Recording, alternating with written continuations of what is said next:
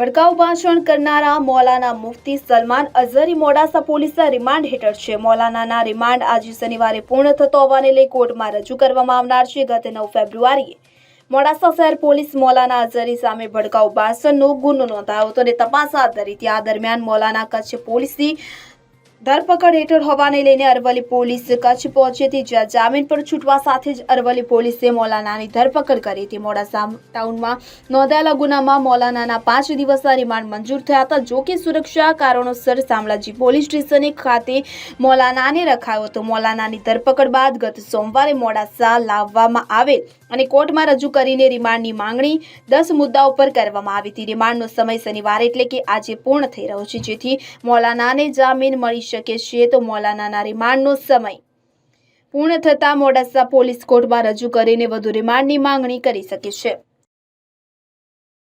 Amit Kumar Upadhyay, CN24 news, Aravalli.